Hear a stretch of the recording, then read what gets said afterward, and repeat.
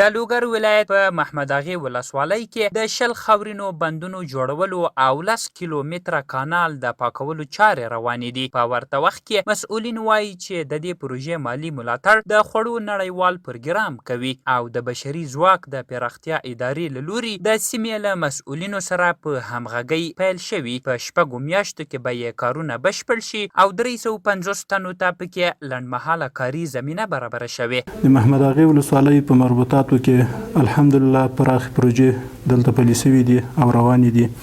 چې یو له هغه نه چک ډیمونه دي او بل د خوشحال کانال کاریز ده چې الحمدلله په سلهاو نفر پکې په کار باندې مصروف دي. په تعداد د 350 کسانو کې او 6 میاشتې ماهانه معاش به دوی ته ورکول کیږي. په دغه باندې تقریبا په 10 میلیونو په اندازه کې مصرف راځي په دغه پروژو باندې. د بشري ځواک د پراختیا ادارې ولایتي مسؤلین د دغو پروژو موخه د ځمکې سره وړاندې اوبو مدیریت او د خوړو مسؤلیت پیاوړي کول ښیي. هدف د پروژې هغه کلي هدف دغه ده چې د سطحي اوبو مدیریت ده، بل غذایي مسؤلیت ده او همدارنګه اشتغال ځای ده، خلکو ته د موقت وخت لپاره د کار زمینه برابرول دي او د معیشت ښه والی ده.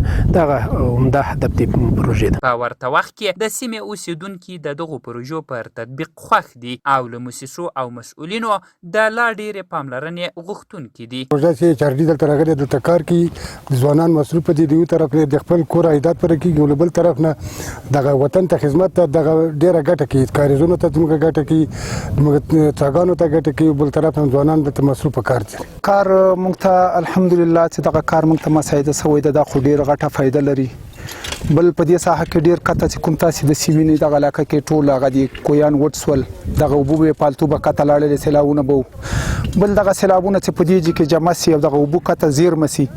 اول خو دغه د موږ د کاریزونو ساحه ده چې دا ټول کاریزونه وټسول کویان وټسول نو دغه زیر مسي بیرته موږ ته بغه کویان هغه کاریزونه د آباد هردنوي چې د تورته نورې پروژې په محمد اغې ولسوالۍ کې روانې دي.